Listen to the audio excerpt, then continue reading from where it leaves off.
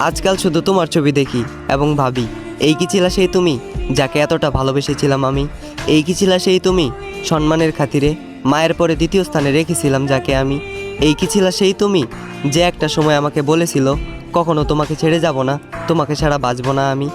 দেখো, এই শহরের পরিবার এবং সমাজগুলো খুবই স্বার্থপর।